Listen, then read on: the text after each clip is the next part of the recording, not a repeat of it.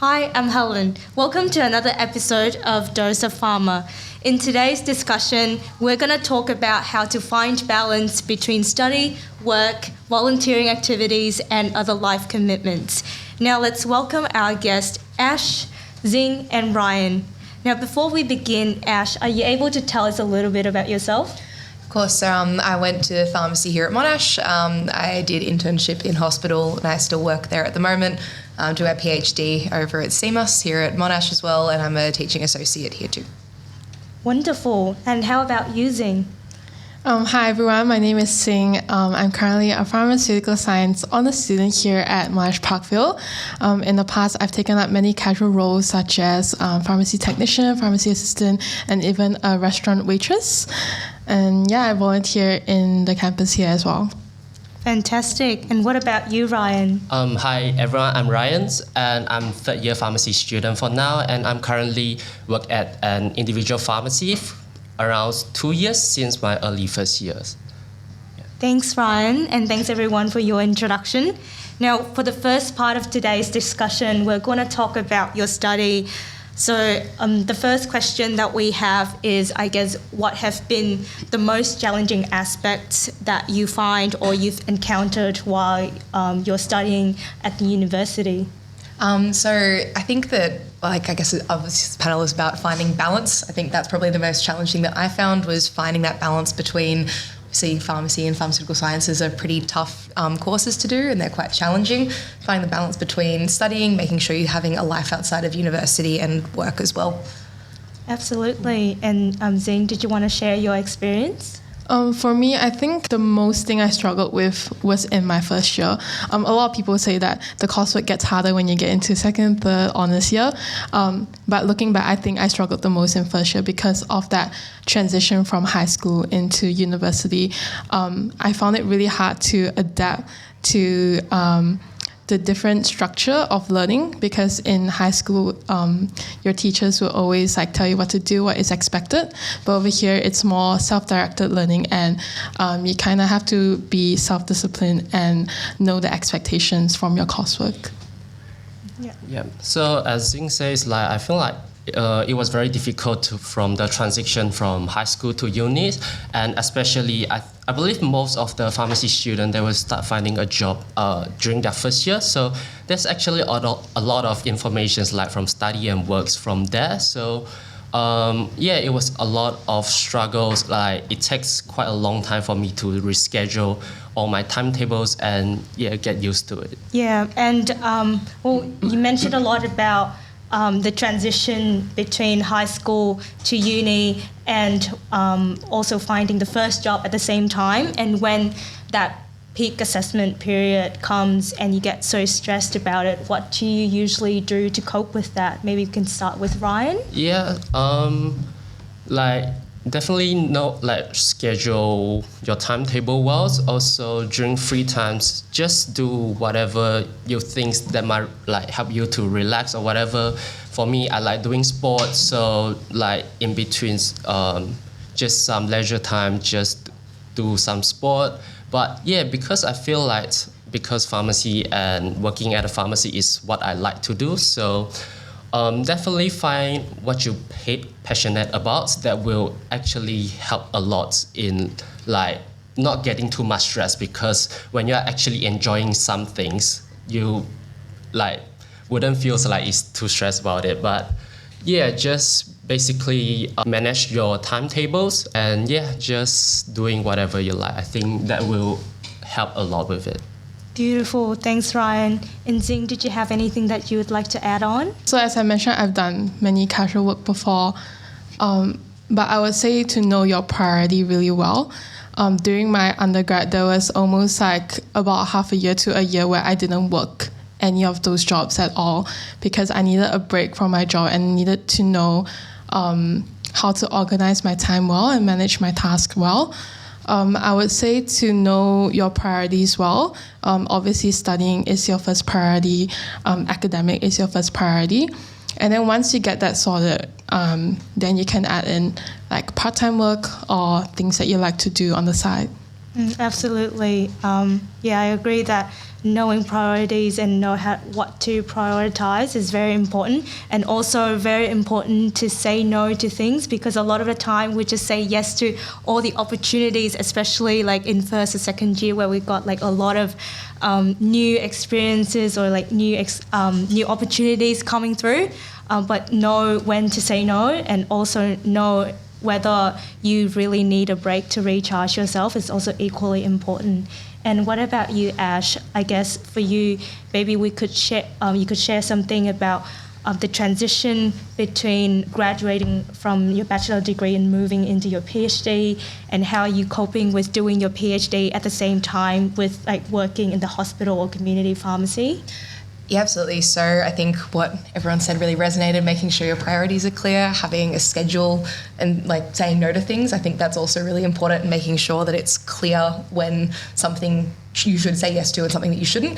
Transitioning was from graduating and then going into PhD was definitely more challenging than I thought it would be, just from the sense that, you know, if you work in a hospital like I was doing full time, you've got very strict hours. So you're working from 8 to 5, and you're there all the time.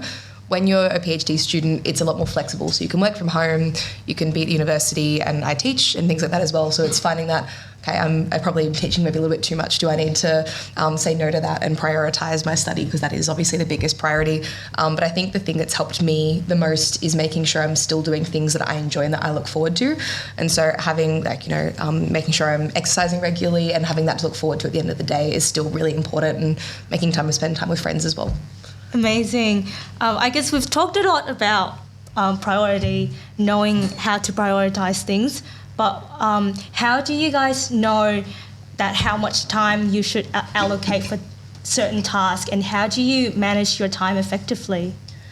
Yes, I think for this timing, like at the very beginnings, like at least for me, I think we will never know until you, like, I think it's a process. Like once you get used to it, and your timetable will always change. So like just across the time, like when you first get into uni, after 2 weeks, 3 weeks, you will find that like you approximately start getting the concept, like how much time you need for this course, how for these homeworks or whatever, and based on that you go forwards from that. So I think it's more or less like a process rather than like you just fix with it.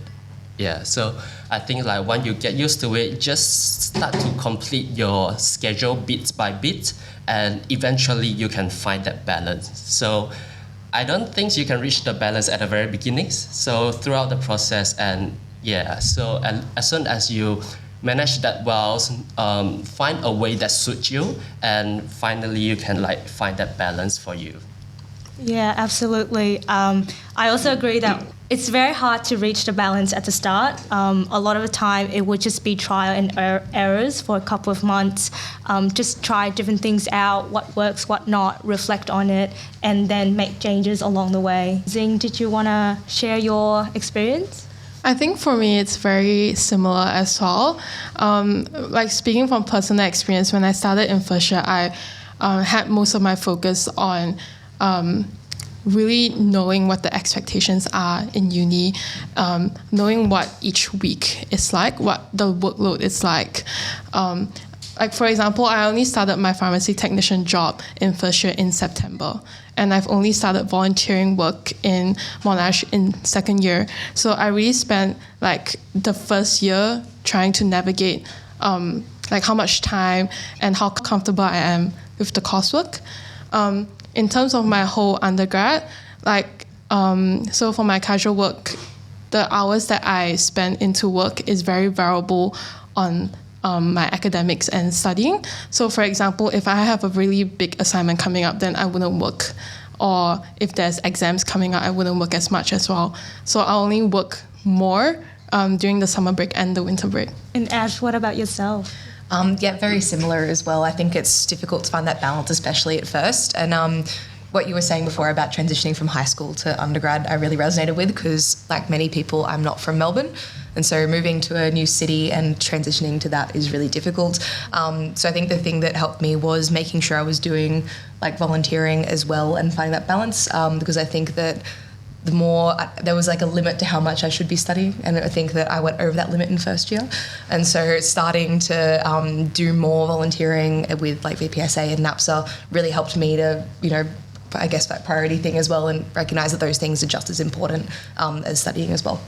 Are there any certain tools or certain ways that you guys use to allocate your time, or is it just simply noting down to-do list? Yeah, so I personally didn't use any tools. It's more or less like what the host said just now is like trial and error. So as Xing said as well, like know your priorities, like do everything's one by one.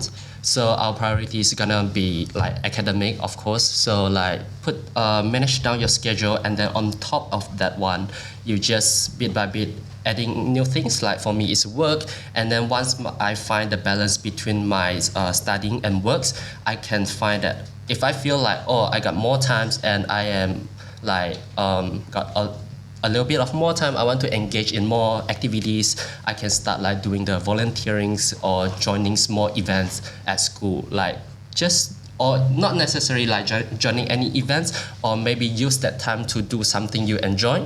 And in that ways, like you can start to find it's even more balanced, because like you are releasing your stress, and I think your mindset will be like reset and ready to do like what's in the future.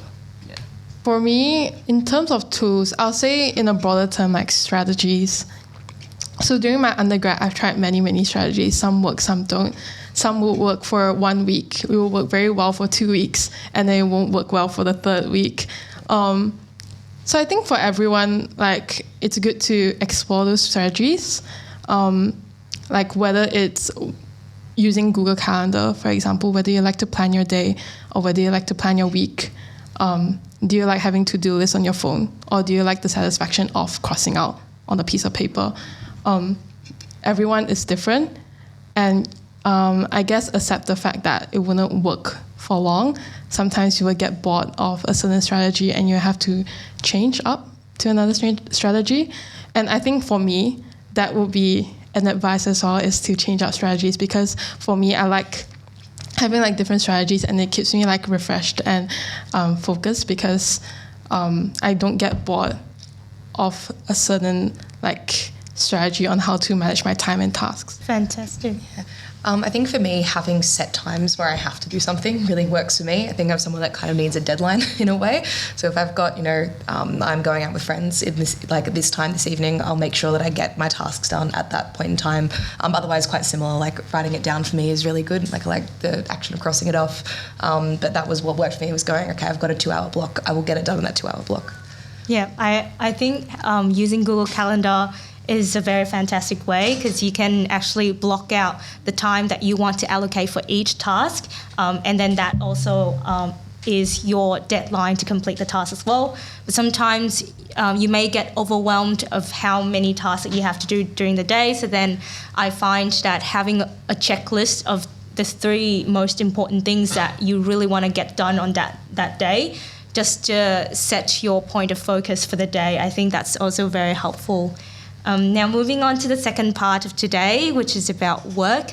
We know how important it is to prioritize our study, but I guess when talking about work, how do you find that your part-time work has helped you in terms of personal and professional development? For me, when I was an undergrad, so I worked in Priceline, which was great. I felt like working there really consolidated my knowledge of what we'd learnt in class. I think sometimes it can feel a little bit abstract, because it's a case of probably never going to see a person with this condition in real life, and then you do, and you can really use the tools that you've learnt in class. And also just having an idea of exactly how things practically work too, because sometimes what we learn theoretically doesn't always happen practically, or it'd be slightly different for, maybe money costs for the patient, things like that. So I felt like it really was able to consolidate exactly what I learnt in class quite well. Yep. So for me, I've worked in different casual roles before. They are similar in a way, but they are quite different as well. I think personally, what they have in common is that it has really developed my communication skills, how I interact with people, whether that be interacting with clients, customers, patients, or even my colleagues. It has really taught me how everyone is different. Everyone has a different way of doing things, how to work in a team, small team or big team. That has really taught me a lot. Professionally, I think with these roles, it has taught me different skills as well. That has led me to different opportunities afterwards, which I'm really grateful for. Yes. And Ryan? As a pharmacy student, I believe most of the student will look for a job as a pharmacy student. So as Ash say, like most of the time, or not most, sometimes you see that like what you learn from uni, what they taught you might be slightly different to what you practically do. But yeah, I think I was quite lucky because like as I'm doing what I enjoy, I also have like good team, good environment.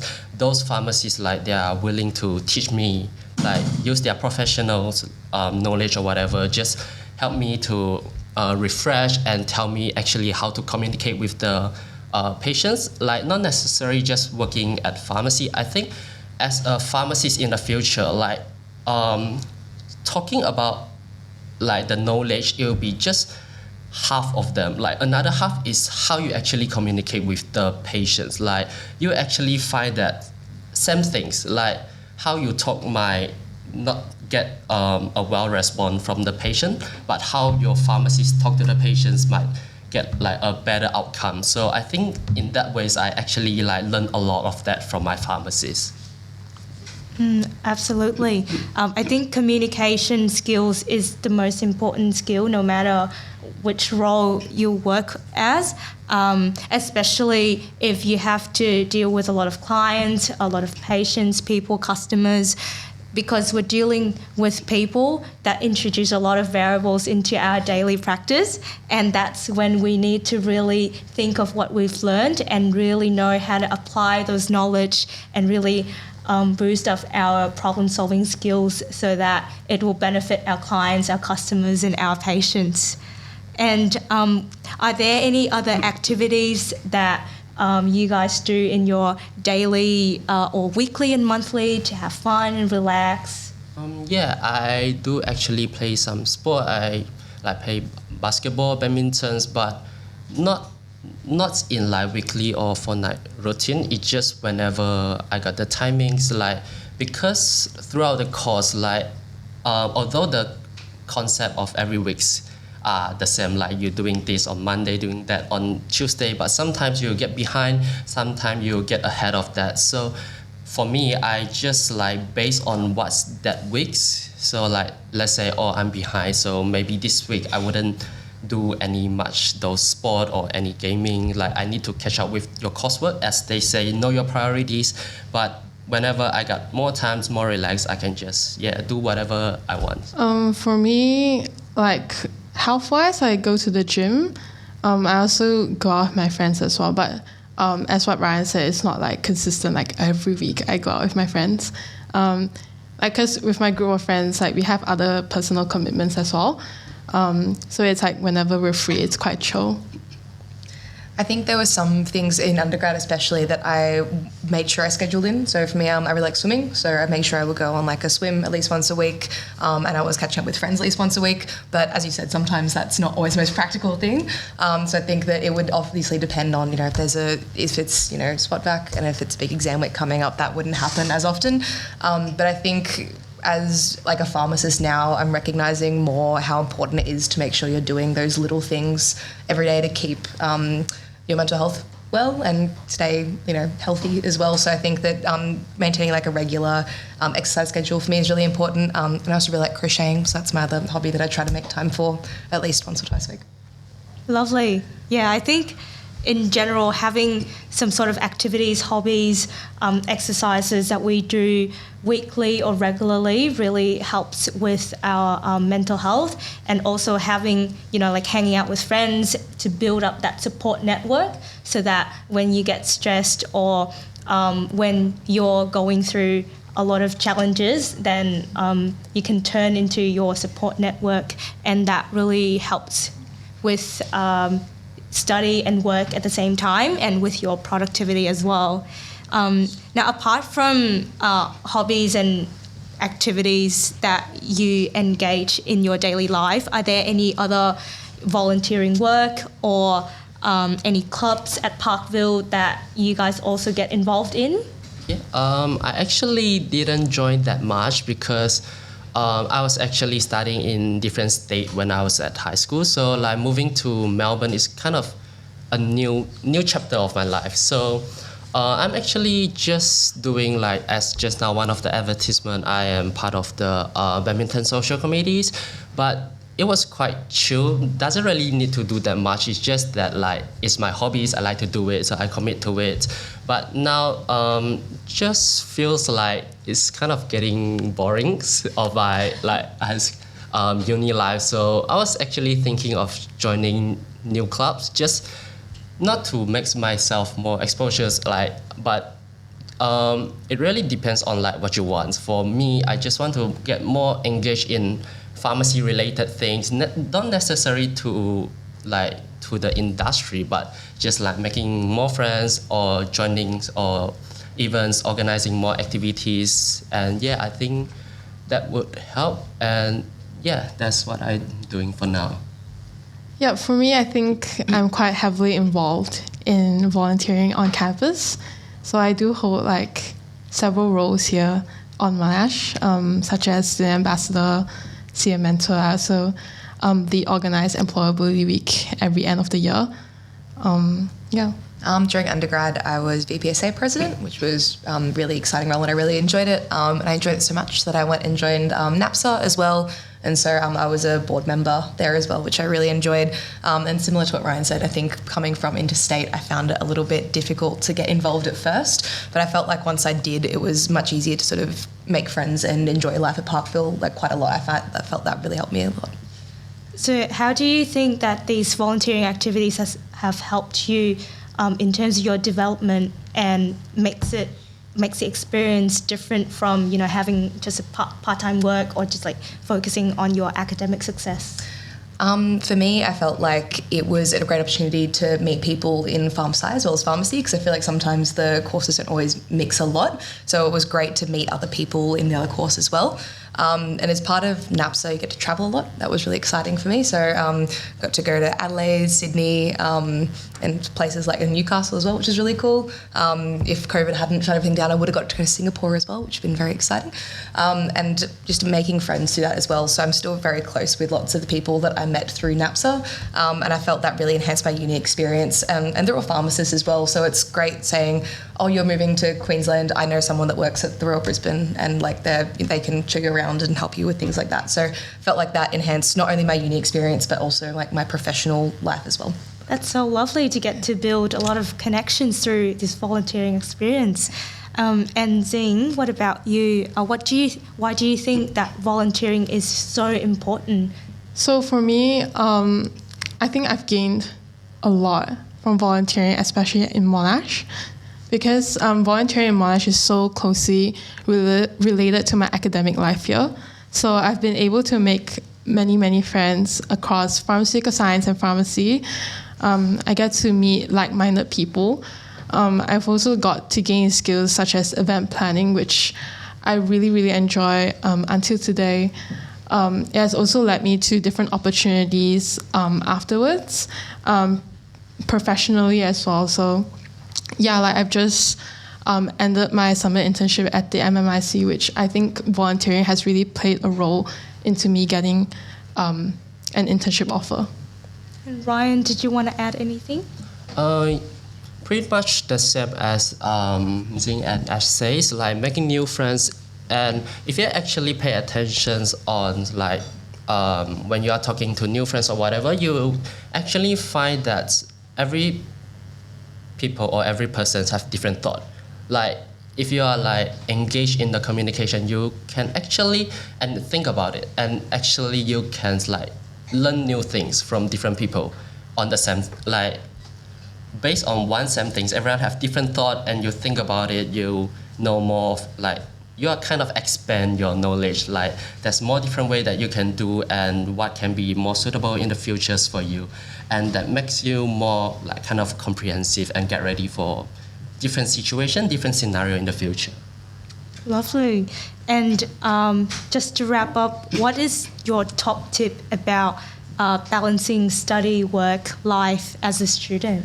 Yeah, for me, as we mentioned at the very beginnings, is prioritize what you should do. Like as a student, definitely is academics. For me, I will prioritize my works over my whatever like gym or sporting. But I would say do what you like to do, what you enjoy. Because when you are doing something you don't really enjoy, it's just like, it's kind of exhausted. Like you just waste your energy and you just feels like so exhausted, not just for that specific event, maybe it will like get through to the work and other things as well. So do what you enjoy, kind of recharge from those events that you enjoy, and yeah, just enjoy what you like. Yeah. And Xing, what's your top tip? I would say to, yes, prioritize, but also know whether you can commit to something. We tend to always say yes to all the opportunities out there, but before you sign up for something or say yes to something, maybe ask yourself a question whether you can really commit to that role, whether you can commit to that job, because every role and every job requires a lot of effort and time. So I would say to make sure that you can achieve the expectations before saying yes to that opportunity. That's a very good point, because sometimes it can happen where like opportunities might come during the period where you're kind of free and your schedule is not so packed, and then you might say yes to something that you can't really commit long term. So I guess the key is also to look far ahead and plan a bit further ahead to see whether you can actually commit to it in the worst period. For me, quite similar to what Ryan said, but finding what you enjoy is really important. I think my biggest tip would be to find the balance that works for you. I think it's great for me to say, don't study as much as I did. That didn't work for me. But if that's what makes you happy and what's going to work for you better, then that's fine. But I think that finding that balance between making sure your studies are going well, you're doing things that you enjoy, and obviously working as well is going to be a really key thing to sort of life balance as well. And that I think will carry over into career paths afterwards. I think that took me quite a while to work out exactly what balance worked for me, and I'm still working it out still. But I think that it's a balance that works a lot better for me now than it did in first year, for example. So I think that working on it constantly and checking in with yourself and seeing if it is working for you, and if you might need to adjust those timings of how much studying you're putting in versus exercise or time with friends, etc., is really important to keep on checking in. Absolutely, yeah. The balance can be different at different points of your life, and so checking in with yourself regularly is also very important. Thanks so much, Ash, Ryan, and Xing for today. I hope that with our conversation with a guest today, you'll be able to gain some insightful some insights about how to prioritize and manage your time effectively, being productive, but also know how to prioritize your task based on your other commitments and your work study schedules, and also what part-time jobs and volunteering activities can bring to your personal and professional development. Thanks everyone for listening. Dose of Pharma acknowledges the traditional custodians of the various lands throughout Australia on which we connect today, and pays respect to elders past, present and future.